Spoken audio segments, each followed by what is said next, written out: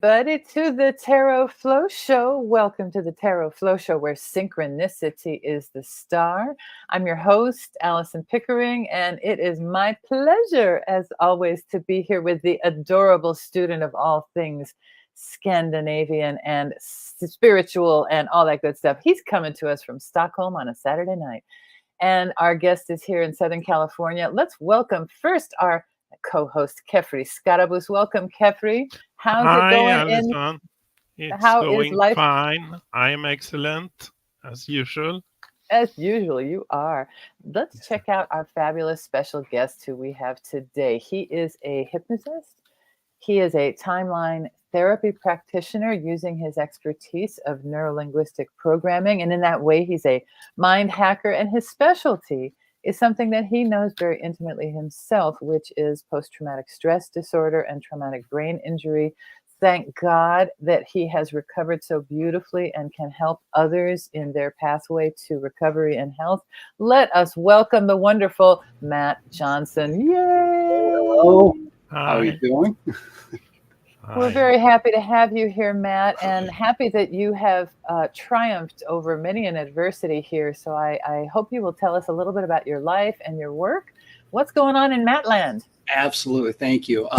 It started 8 years ago. I got a severe brain injury. I was hiking with my family at a place called Point Loma Tide Pools here in San Diego. And I slipped and my feet came out from under me and I wound up landing the back of my head on a slab of rock. I hit with so much force, my brain actually rebounded, hit the top of my skull. I twisted the part here above my eyes, just brutal pain. If you've ever been zapped by electricity, that's what was going on in my head. And my injury made me so sensitive to light and sound, I couldn't be in a room with the lights on. So I wound up, I had a room in my house that I put, taped black hefty bags over the window, and I nicknamed it my dungeon. And I wound up sitting there for a good couple of years, mostly on my own, just in the dark.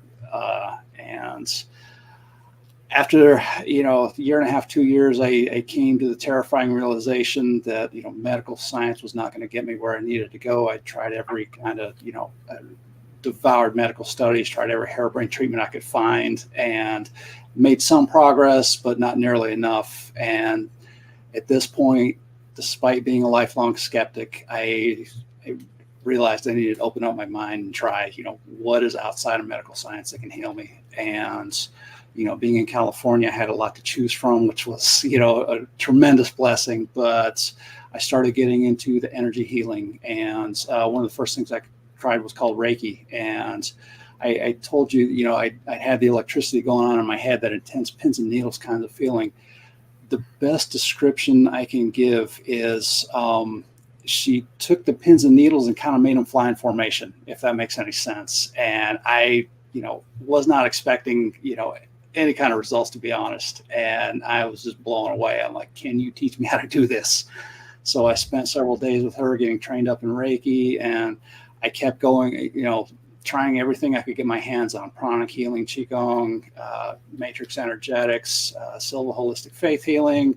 So anything I found that worked, I really tried to dive in and master it. And a couple of years of doing that, I had made a huge amount of progress, but I still just could not shake that light and sound sensitivity. It's too painful to go outside. And so at this point, I'm thinking, do I have permanent brain damage? And so I found a special kind of brain scan that an MRI looks at the tissue. It's called a SPECT scan. It actually maps the electrical activity in the brain, and it shows if you have any damaged areas. So I went and got my SPECT, and long story short, my brain is okay, but areas that were supposed to be dark were lit up like a fireworks show. I had PTSD. And I had never had any clue that I'd had it probably most of my life. And I had no idea, with a brain injury, the name of the game is to bring your brain waves down, to give your brain a chance to rest and repair itself. My PTSD was doing the opposite. It was keeping me in fight or flight and aggravating my injury. So I knew if I wanted to heal the brain injury, I had to heal the PTSD first. I had absolutely no clue how I was going to do this, but instantly I knew what I wanted to start with, neuro-linguistic programming, or NLP. If you're familiar with Tony Robbins, NLP is what he does. Tony famously had a woman who had 152 different personalities, and he was able to integrate her right there on the spot in a seminar in about 45 minutes. Now, if you think for a second how many years of therapy this poor woman would have needed, to probably not get very far. That's the power of this stuff. So knowing this, I dove in. I got, quadruple certified NLP and hypnosis, a branch of it called timeline therapy and all this stuff. And I still wasn't there. It was a really tough puzzle to figure out. So, it took me a couple of years and just going down rabbit hole after rabbit hole. And I finally found a way to cure my PTSD. And about 6 months after that, finally had my brain injury as well. And so that's what a journey. Thank you. But, I have a lot of talents now just because I was in such dire straits. That's what the Jim Rohn quote, don't choose a goal for what it will do for you. Choose a goal for, who it makes you become. That's me. I had so much, healing that I had to do in order to overcome, what I was facing, that it just, I have a very full menu that I can, help people with. Wonderful. Do you have a particular type of client that you seek out? Is it the people who have just been so desperate after long struggles with medicine, or are you looking for people at their first turn? How do you find people? Yeah. I'm not a doctor or therapist or anything like that. I don't, seek out specific, diagnoses or anything like that. But people with, a lot of people I get tend to have past trauma and things like that, and that can show up in all kinds of ways. It can be physical, mental, emotional issues. I've had everything from PTSD to eating disorders, things like that. I've helped people with along to the physical, autoimmune and that kind of thing. You helped several people just on the fly in the day and a half that you and I had met each other. Someone had a very massive headache, and you were able to alleviate that for her, and it gave her great relief. So hats off to you, and congratulations, and much success to you. And may you bring healing to others who need it, because you went through a great journey yourself, great being big and massive and painful. That one hopes that there's some kind of a reason, or that you can at least alleviate others from having to go through such a long journey by, shortcuts that you've learned or healing techniques that you've learned. And in terms of, so that's rather esoteric, but it is scientifically validated. I was looking at a thing last night where they were putting food dyes on the skin. And when you do some food dyes on the skin and then put particular wavelengths on it, your skin becomes transparent. And it becomes another kind of X-ray, and then they can do other kind of light therapy with different colors. And so it's, the world of magic and the world of science are very much converging. And so, and we're going to be playing around with some kind of synchronicity magic today, playing and hoping that it does offer really good food for thought and food for consideration. Let's take a look at what we'll be doing today, as we are having a chance to meet you and explore. But actually, I talk and then I don't ask for the answers for the questions. And so, as we were saying before, what is your experience, Matt, with, other than the little bit of card play that we did a couple of weeks ago in San Diego when we were seeing our friend at her TEDx thing? Do you have other experience with oracles or tarot or anything like that? I really don't have a lot. Tarot in particular, I've not, our little card playing session, like you called it, that is really about all I've had. It was very fascinating, though. You had some really good insights, and like I said, I used to be a skeptic. I come to things I've learned to have an open mind because I was wrong in the past. But I come to everything with a frame of, does this work? And the tarot, absolutely, you showed me it does. And so I'm very excited about what may this be helpful for you. May it work for you today. And may we have an interesting opportunity to talk about these cards, and that they, be to your benefit. So we're going to, right now, we're going to pick a little focus card. And so I have some, the 22 major arcana are right here. And I'm going to kind of mix these up as I ask you, please. Would you mind picking a number between 1 and 22? And with that, we're going to do the next segment on our agenda here, which is to unpack a focus card. This isn't your reading per se. This is just for us to see how much is contained in what looks like a little simple drawing. Okay. So I'm going to stop now. And then what number between 1 and 22 shall we count out? The first number that popped in my head was 2. 2. I'll go with that one. 1 and 2. Second card is the Magician. The Magician. And why not? It's, you could do worse. You might be one yourself. Let's take a look at the Magician here. And so Kefri and I are going to go into left brain mode right now and be rather analytic. I'm going to ask you, Matt, to kind of go into right brain mode and give us some impressions of this card after we finish our little spiel, okay? So as I look at this card, I can start to see some things. He's got gold and gorgeous light, but white around him. So he has his own glow. So there's that idea of his being an energized being, that sign of infinity above his head.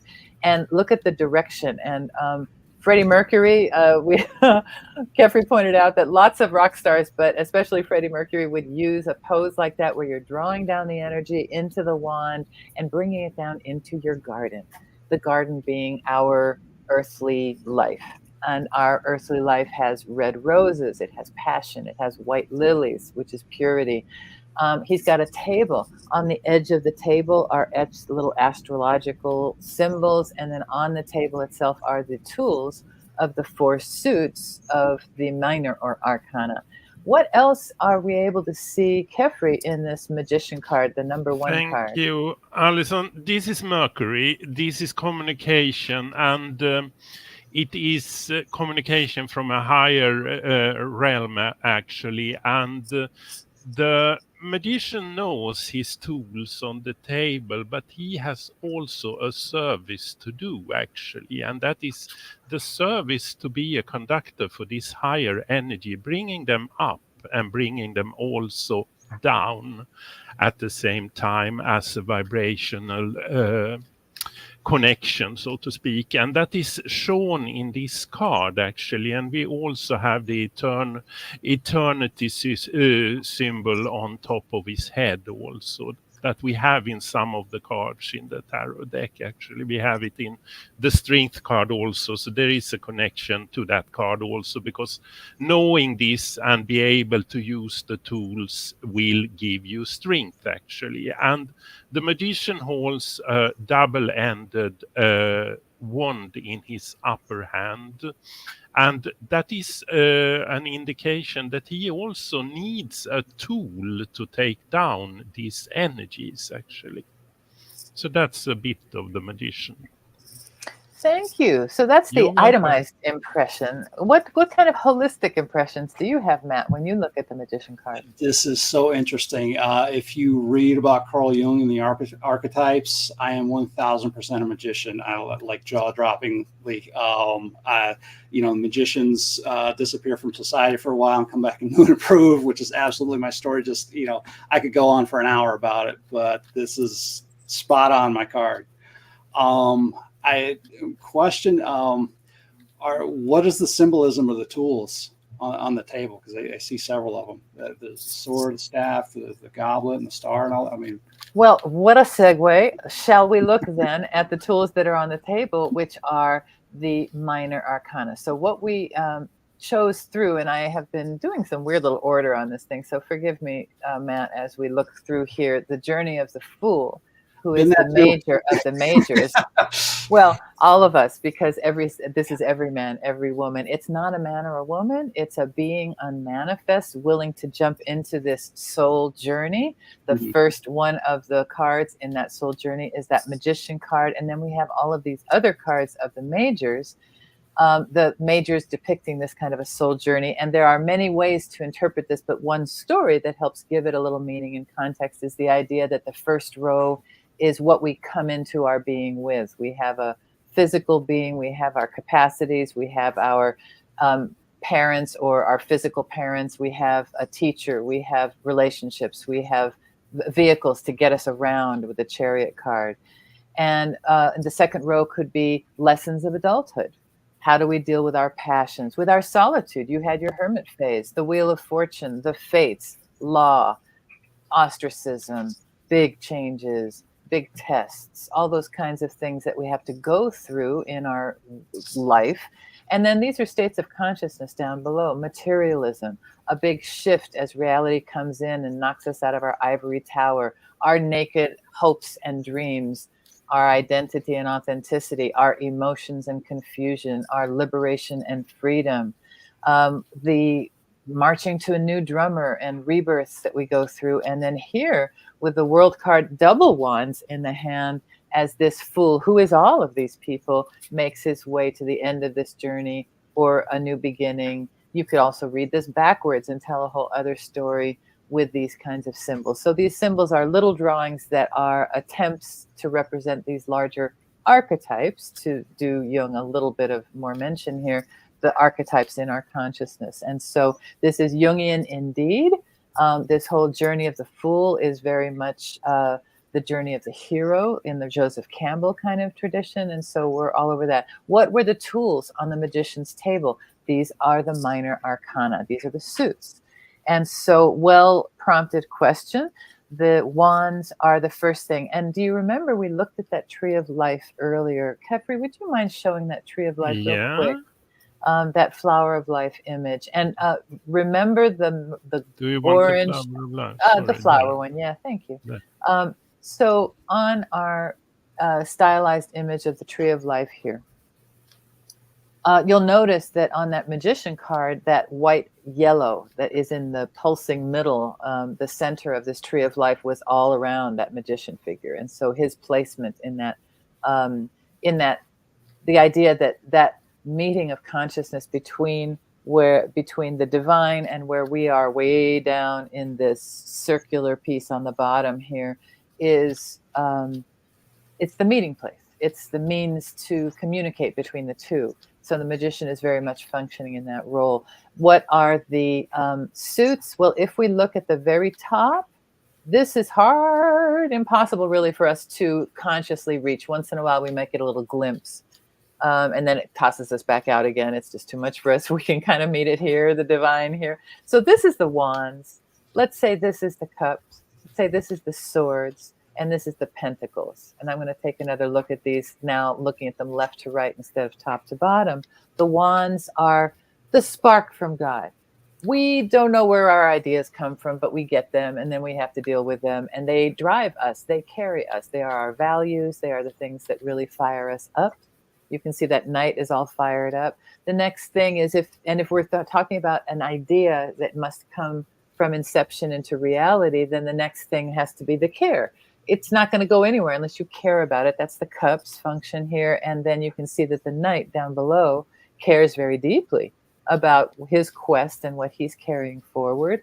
And then if that cared about thing is going to be brought into reality, then it has to be planned for. It has to be analyzed and kind of broken down into its component pieces and actions taken. And that becomes then the heir of the swords. And that knight is on the knight of swords. He's on a mission. He's gonna, the horse is even like, oh my God, what are we doing? So let's hope that his idea that the swords are representing is the right one, that he's got the right plan. He's a man with a plan. And then finally, into the earth plane, into the flesh is the pentacles down at the very bottom of the tree. Why is there a pentagram? Well, we have 5 senses, and that star represents our 5 senses. Our body is our currency in the world. We are dealing with our senses. That's how we deal with the world. And we are also dealing with this other currency, which is time.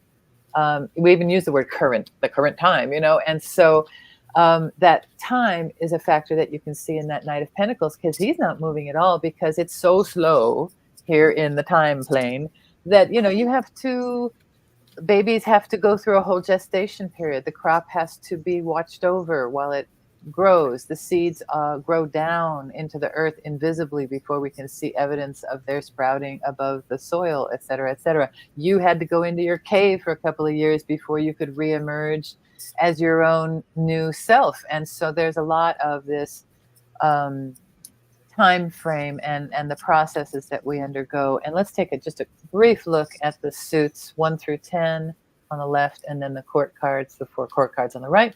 The wands, the cups, the swords, cold intellect, eh? And then the pentacles, or the coin. Some people call it the coin.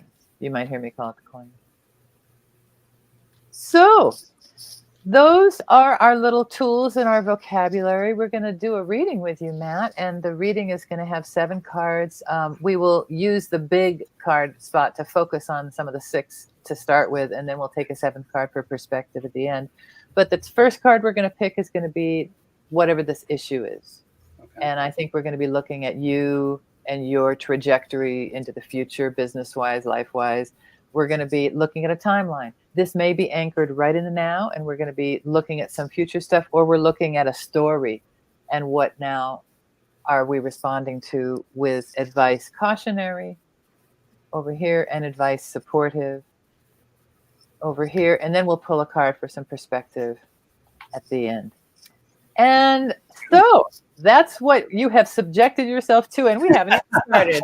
And it's been a half hour. So what's going to be a good thing for you? Do you have any questions? Or should we just jump in? What do you think? I'm just anxious to find out what you find. So what we find. Well, you've been hearing Kefri do his shuffle thing this whole time. So I'm going to hand off to him, and he's going to walk you through the dealing process right now.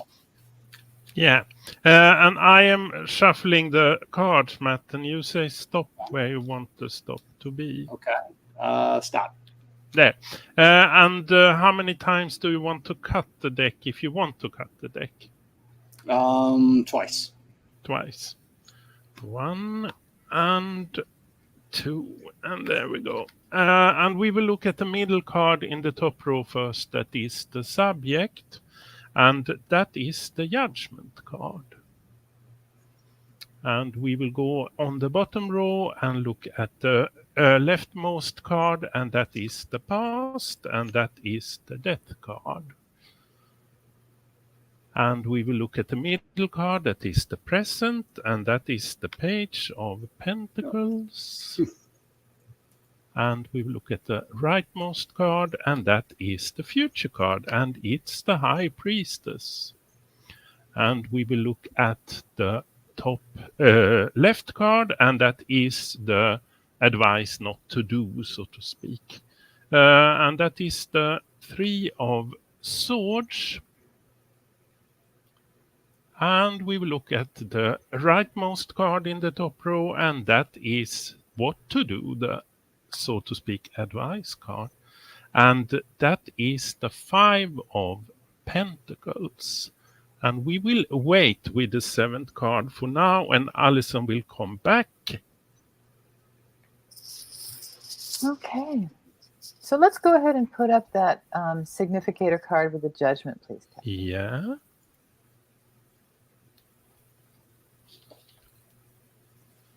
And we have 3 majors. So let's just notice that we have a full half, 50% of the cards that are popping up now. And that is way more than the 30% of the deck that they actually represent, the majors. So this is a big thing that we're looking at. And if you see Kefri kind of busy at work, we mentioned before that each of the majors has a Hebrew letter. And so now we can go to town with 3 possible syllables or sounds in the Hebrew words that we could put together. So his head will be down doing some decoding, I believe, as he also processes this reading. So the judgment card.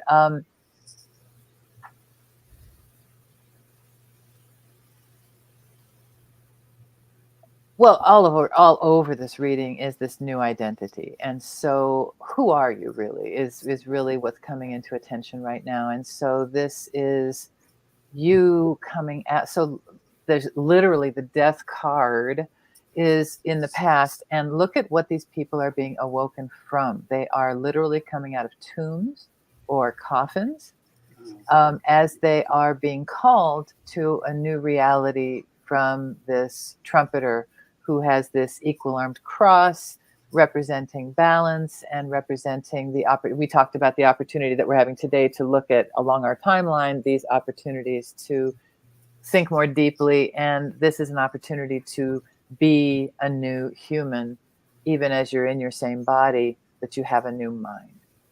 Yeah. So that is very much you and the way you've been describing your process. And I believe that this is also you trying to be a messenger for others to tell them that there is hope, that there are methods, that there is a way to get out of this horrible box or trap and the mind can be a liberator and the mind can be a trap, as you well know. And then the programming that we give it is very key. Yes. So you have a key to unlocking the trapped minds into which people have been, where they've been struggling, where they've been suffering, where they have been living a life of no life.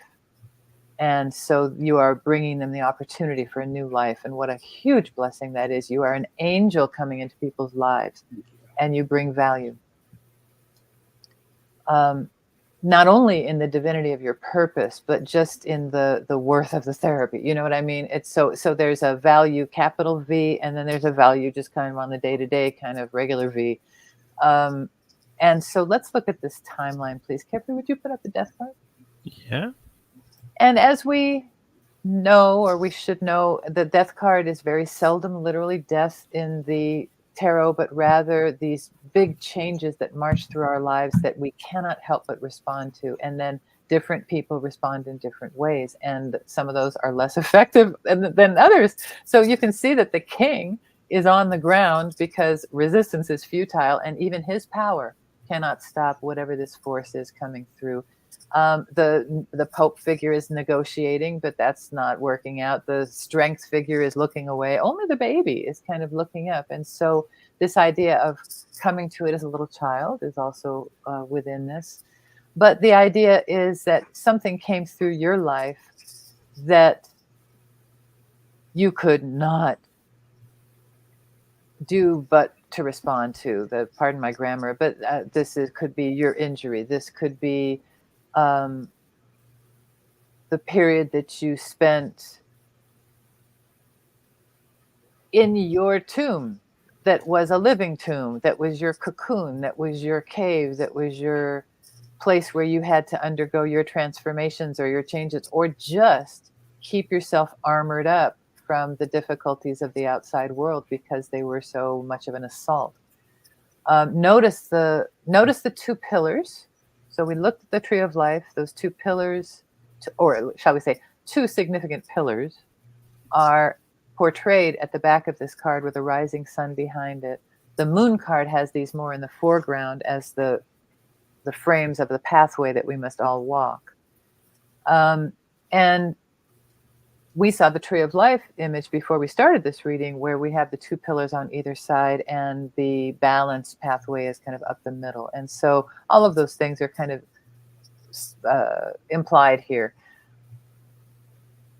Also, the Fool and several of the knights and the sun card have a very vital red feather on their cap or on their hat, but this figure's feather is very devitalized. And so the idea that this devitalizing force came through your life and really took you out, so to speak, is significantly portrayed here, and all of the things that you had to go through because of that. Let's take a look at that Page of Pentacles, Kefri. Very interesting card, by the way.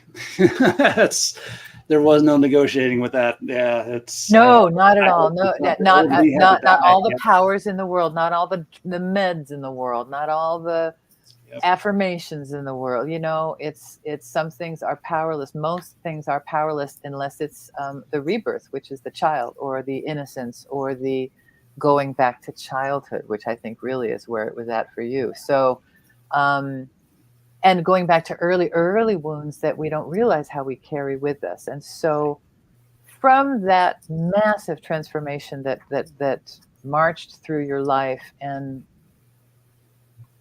put your entire family and you into such an upheaval. Mm-hmm. Definitely. Comes a new beginning, comes a new seed, comes a new start. And so we saw that Knight of Pentacles earlier who was guarding the field. You can see the field in the distance here. There's a plowed field. And this page is contemplating this seed that he's going to plant. And so this, I believe, represents your business. It represents your endeavor to take this concrete knowledge that you have lived. And noticing the colors that are in this page, he's all earthy. You know, the colors are brown and green and a very blackish brick red. All of that indicates the influence of the earth and the groundedness of this endeavor. So this is not an airy-fairy endeavor. You have walked this path. You have your feet on the ground in this, and you are your own testimonial, as well as those others who are within your circle. And as you move forward in this, you are going to become, you have become, I'm going to put this in the past, okay? So you had the idea to do this as a business, that's a viable thing. And then the High Priestess, Kefri, as we look at the High Priestess card, there we are. We can see this trajectory that takes you from having undergone the upheaval of that death card to the notion of the possibility of making this into an endeavor to now your authority between two columns. Okay, we've talked about the columns, and now we are sitting squarely between the two columns as a receiver, as a we talked about your sensitivities. We talked about, in another context, we talked about the receptivity and sensitivity that many men have, but which aren't necessarily respected as masculine qualities, but they are so important as human qualities. And these you embody so strongly that they are portrayed with this receptive master. And so we saw the magician who you so embody in your own conscious mind and in your studies, and was the one that we consciously or unconsciously selected today to unpack. This is the feminine counterpart, or feminine is a genderized kind of term, and I want to take it away from that because there's such a charge on that, but it's just the other polarity. So in order for you to be whole as a magician, you also have to have this other polarity, which is the yin part of that yang. Mm-hmm. And so this is the yin to the yang of the magician. If you have any Masons in the family, they'll recognize the black and white columns of Yakim and Boaz. You'll see that this priestess is actually guarding the temple from the inside so that everybody can stay safe within, and then beyond her veil, hanging behind her, is water. Her garment is water. She's not as much subject to the phases of the moon as before. That's under her foot, and it's also in her crown. And so that variability is no longer so much a part of you. You are now a more constant receiver and a more constant person. And then the idea of the balance of masculine and feminine is on that veil with the pomegranate and the palms, which are very feminine and masculine symbols there. So all in all, I'm doing the analytics thing, but let's just remember that what this is symbolizing for you now is the stepping into not only your magician expertise to be able to wield it, but you're also a continual receiver of knowledge and wisdom as you meditate, as you continue in your own self-healing, as you study. Look at the Torah in her hands. So you're a constant student, as you've described to us. And so this constant studying is well served because you are now receiving from the inside the knowledge that you previously had to kind of dig up in books and online. It's now just coming to you on the automatic download, which is great. And so you can wield it with wisdom. And so let's look at the advice against. So the cautionary card here is to stop agonizing. And if it's time right now, this is a time of transition, but it's not yet the time of decision. Okay. So you can stay in the information gathering and decision making phase as a process rather than the bringing down the hammer, so to speak. Don't yet make the thing where the other thing is no longer an option. Okay, so if you're thinking of like branching out or something like that, let's see if we can preserve all your branches without having to eliminate one. That doesn't, I don't believe it's necessary to eliminate anything in whatever choices that you need to make. Okay. So no heartbreak and no fear, no shame, no regrets, no embarrassment. Also, this may mean that you don't have to do your process publicly. You could just lead.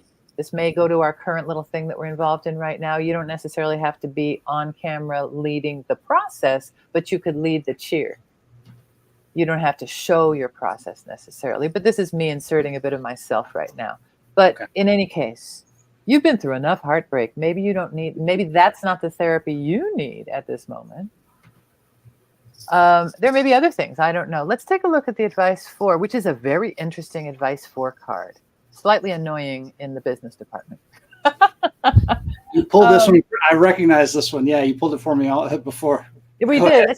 So it's the make, do, and mend thing. Just recognize that the church is always open, but you may be. So this is perhaps you're choosing the path of not orthodox. You know, you are choosing an unorthodox path.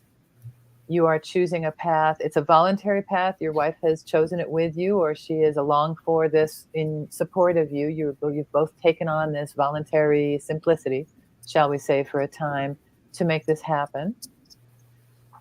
And that's good because it's only a temporary phase. The next phase is the 6 or the 4. If we, depending on which way you're going up or down the tree, so to speak. And the 6 is a place of beautiful balance and financial reckoning. And the 4 is a place of financial accumulation. So either way is a welcome change from this temporary period of being outside the protections of, let's say, a 9-to-5 job and benefits and all that kind of stuff. So maybe this is the venture into freelance. Maybe this is the venture into another investment in something that's going to be tight for a little while. Maybe it's the period where you get hours in order to get a certification, something along those lines. But I think that there's ways to achieve it so that this is a shortened period. But recognize that whatever this period is, it's a period that will allow you to download even more knowledge and proceed forward. So I'm going to leave it off here and just say that this is not in your future as a fated position, but rather it's in your recommendation as a stance or as a spiritual power. So what this is saying is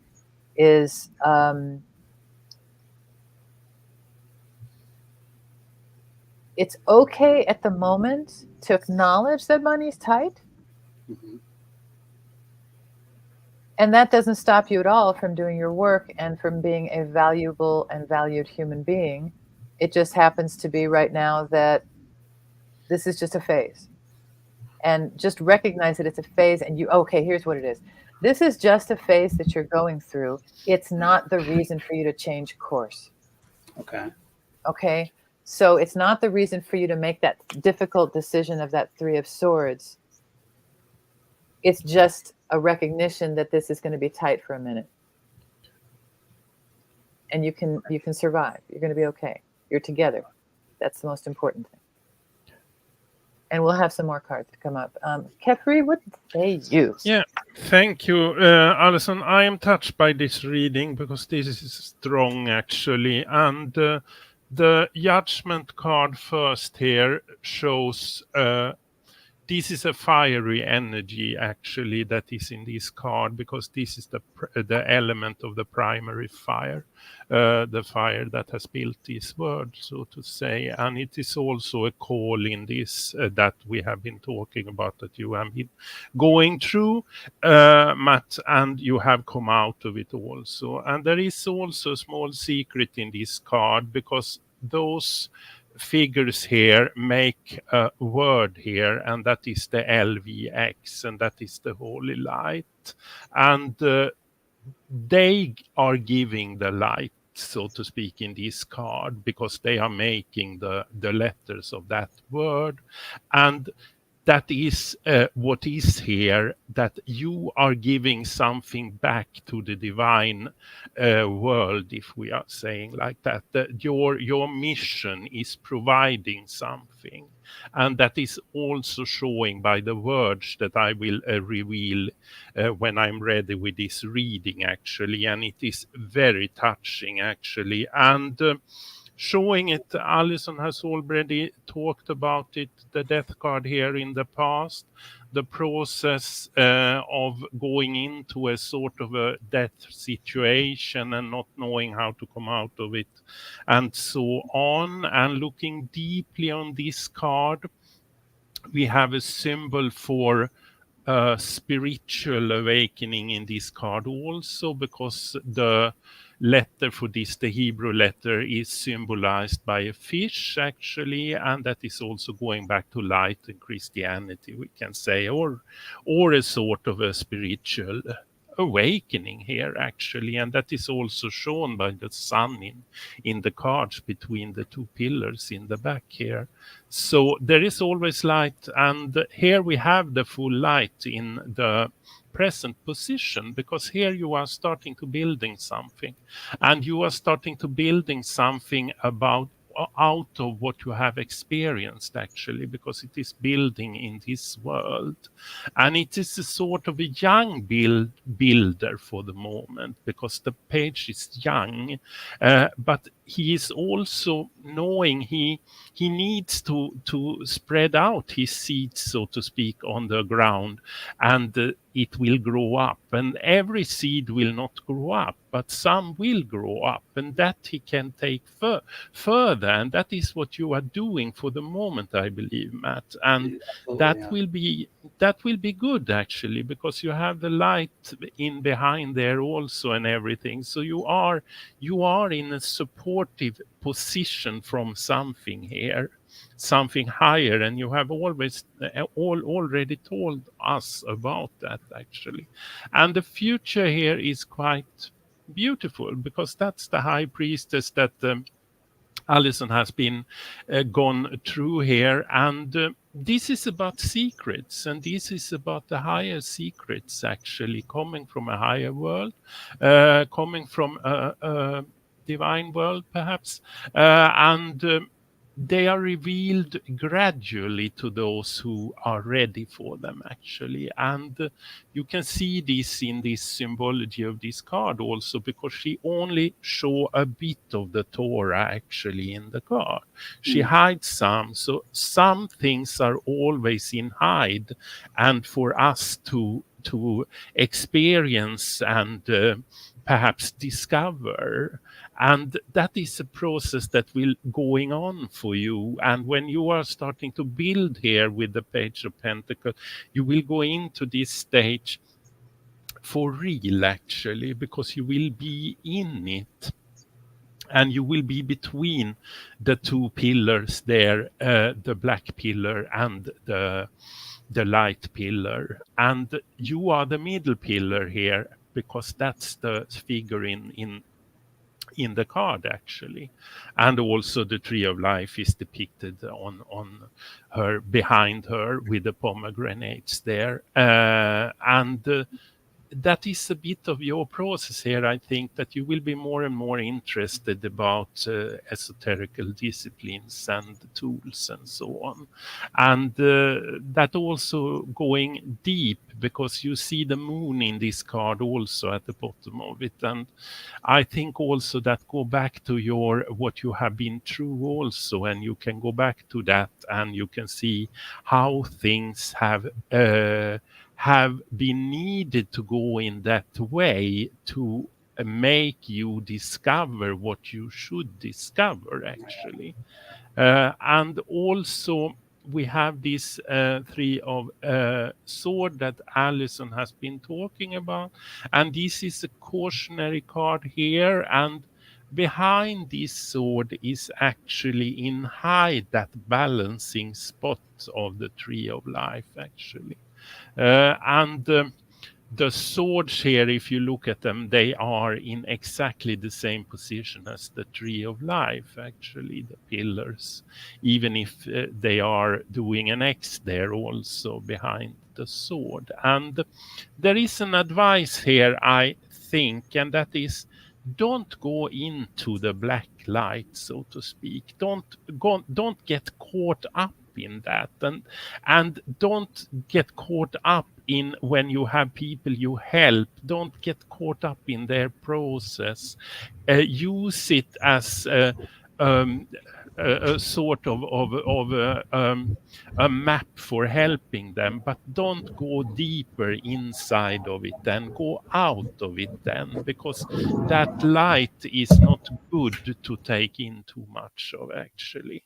And I think that's the advice here, actually, that be a bit cautious with that, and also use discernment. Train to use discernment and go out of situations when you feel that you should not be in them, actually, because it's easy to be in them if there are several people there that is in them, and you can be a part of it, but you does necessarily not have to be in it. And also the advice card is also as well beautiful here, because there is a poorness here in this card at the bottom of the card, and some coldness also. But then we have the window with the light there, and it is probably some sort of church or something that the light is coming out of. And there is a sort of a symbology here that you can always find the light if you look at it in the right place, actually. And also there is another thing with this card, because Pamela Colman-Smith that designed this in the beginning of the 1900s, she was also a theater designer, and you can also see that it looks like it's a stage set here with a curtain that you can draw aside if you look here in the bottom of the card, actually. And that could be also a way of going into your present situation and see that this is just a play for now, but behind it are something else. It's just a temporary play, so to speak. And the seventh card you have already been touching on, Alison, because the seventh card indeed is the Four of Pentacles. So that's, and I can wait with the words in this until you have pondered the seventh card, Alison. Sit tight. You're doing okay. I think that you understand the value of what you have. I wonder if you might have some real estate or some other investments that you can kind of hang on with in the time being, because this is the big real estate card. So those things can kind of keep you going, even as the business isn't keeping you going, but you can count on that, you know, in order to keep your head above water, so to speak. And that will always be a good, solid thing that will enable you to survive the phases of life where you're undergoing the voluntary poverty thing, you know. Because indeed it is a voluntary situation for you right now, and meaning that that's what you're doing with your will, and we are creatures of free will, and so you have had the prior foresight to be able to anchor yourself in the world so that you have a roof over your head, and now you can venture out into the wilds, so to speak, and really, there's a vision quest comes to mind here, and you're in the middle of it, and maybe that's your business. Maybe that's a way to frame this, not so much as a therapist, as a quest leader or something like that. That just came to mind. I don't know, but that's something that warriors and others who suffer must do in order to, it's part of the hero's journey, is that vision quest. And so perhaps that's what you have already undergone in your sensory isolation. Mm-hmm. I'm still in the middle of it. When there's sensory, and then, those tanks are back in vogue, back from altered states and stuff. So you can go dunk yourself for a while and get that for real, or for fake, if you like. It's acknowledged these days. But so it is the ongoing process, because life, it's like that thing of we're going up the hill and we reach back to those who are behind us to help them along the way, and we look upward to the guidance, as you can look upward to that window and recognize that even though you might be outside of the orthodoxy, that light is within you and you have access to it in that 5 card. This 4 card is also the 4 is of stability. And so recognize that you are a stable, you're not a flighty person. It's not like you're some airhead guy. You're like Mr. Stability, who is now going into Mr. Modalities. And so you're Mr. Stable Modalities or something along those lines. And that is another reality of who you can assure people that you are with full integrity, is that you are a stable person who has self-helped and self-studied and really want to help other, there's a lot of who you are that is part of your brand, shall we say, not to be crass because we're doing a spiritual reading, but you do need to put food on the table, and you've been doing so. So there is no shame. There needs to be no shame in your game, and no shame over any prolonged decision making that you might need to make right now. There's no need for you to hurry in terms of making big decisions that would eliminate other pathways. I think that you can consider a lot right now. There's a lot of things available to you. Kefri, thank you for your patience. Yeah, no problem. I would be short on this and say that know which is your fortress, Matt, and protect it. And protect it in this world, actually. So stay in your fortress and work from that, I would say, with that card. And the words are remarkable, actually. There are 3 major arcana here, and that gives us 9 words, actually. And looking at some of them, there is a group of word first, and that is access, approach, come near, start, and set to. And that's not so special. Then there is a word that is won. So you are a winner. That's clear. And then we have the more deep words here.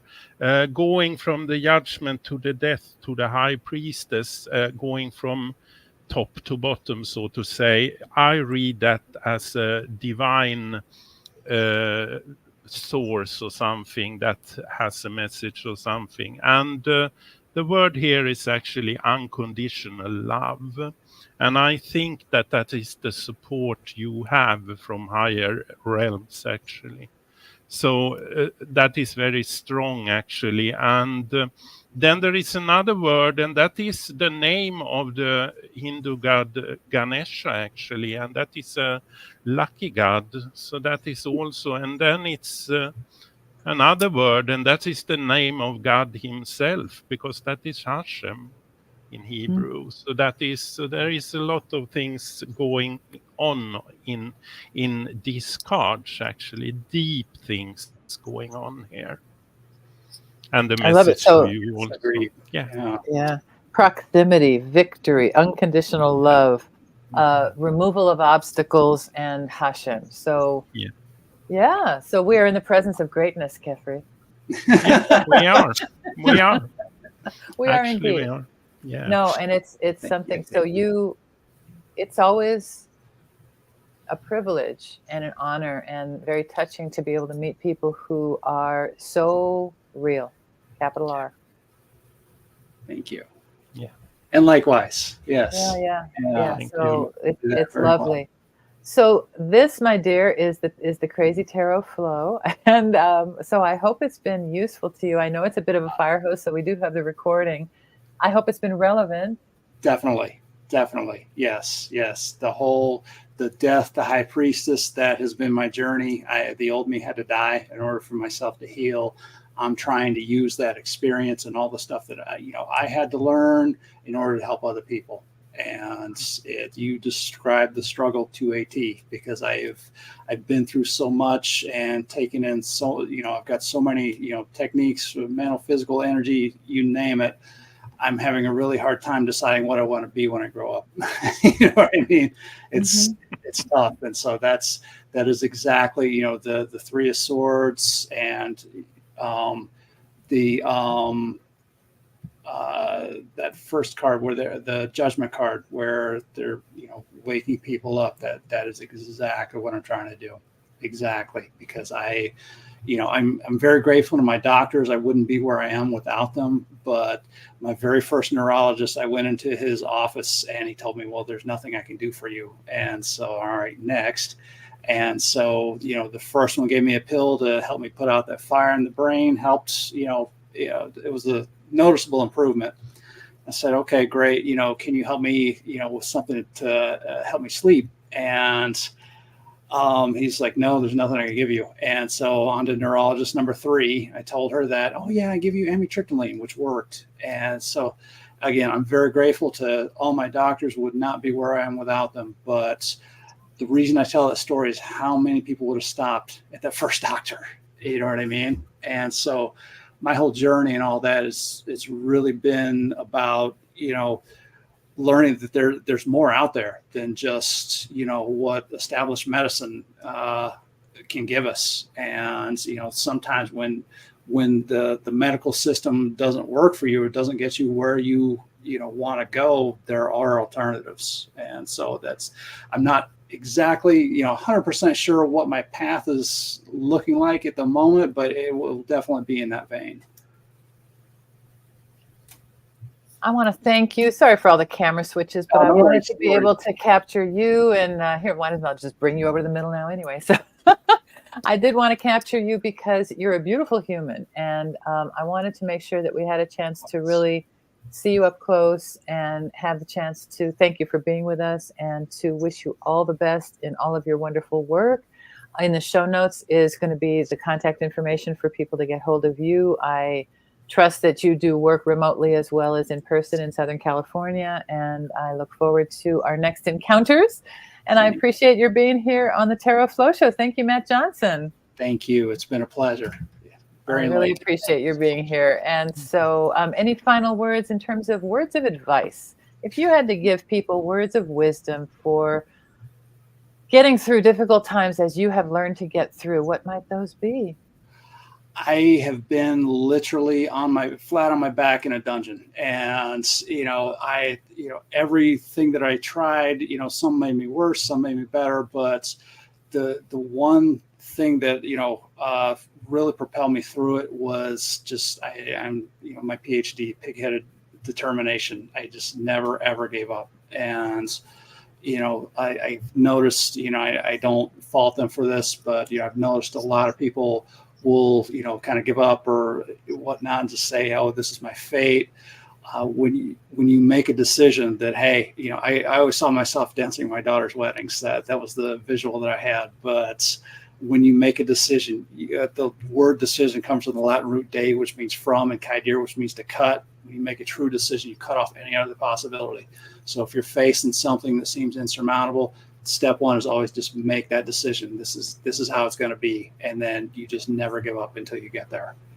Wonderful. And how interesting that as we were looking at the reading that you had, let's see if I can pull that up again. Not that one. Let's bring, oh no, it's the other, it's off stage now. It's because Kefri needs to share again, but your reading had the Three of Swords which is the decision card in the non-recommendation position. So your kind of motto that, you need to make a decision for your situation right now. You don't have to make that decision quite yet. You don't have to suffer. You don't have to make that fork in the road thing right now. Sit in the place where you still have the view of everything available to you. Sit in that place of the Four of Pentacles where you are secure and you know what it is that you possess and you have. and stay in that strength at the moment without having to pull out any of the swords, because that's not necessary now. What's necessary now is for you to forge ahead, understanding that help is always available to you, and you are just in this period of beginning and of make, do, and mend for the time being. And you have companionship, you have support, both externally in your family as well as internally from your source and from all those angels who have been cheering you on in your very difficult process. So I thank you, Matt, for being with us today, and I wish you all the best. Kefri, any blessings? I feel like I want to pull an angel card for you right now. So I'm going to pull an angel message here for you from this Sword of Light one. This is that one that we got in Helsingborg, I think. Yeah, I think it is. This one here, this is called the Sword of Light. Yeah. We got That's the one. Yeah, that's a nice you one. got it there. Yeah. I had a chance to meet Kefri in the flesh actually recently on a trip, because we've known each other since COVID. We've been studying a couple times a week together in our little crazy tarot group, but we'd never met in person. Like we haven't met some of the other people. Like we have a lot of friends like that. Yeah. And so it's so much fun. So here we go. What's going to be a good blessing to send off our dear Matt with today? And that one is, don't give up on love. So this is another one. A relationship you cherish can be healed. Allow me, and this is Michael, allow me to clear the way for forgiveness so that love can thrive again. So if there's any kind of stuff happening in terms of relationships with your kids, your family, your sibs, your wife, whatever the thing is, it's that relationship exists. It just is going through a phase right now. Maybe that's that 5. Stick it out. It'll get better. I will. Thank you. Thank you. All right. So many blessings to you. We send you our love. Look forward to doing this again. Let's check in again in a couple of months, maybe. Sure. Absolutely. Yeah. Wonderful. This was so much fun. It's an honor to be here. I really appreciate it. Thank you for having me. Beautiful. Thank you so much. And we'll see you again soon. And thank you for being here on the show. And we'll see you again soon, Matt Johnson. Appreciate you very much. All right, here we go. And as we say bye-bye, we thank you.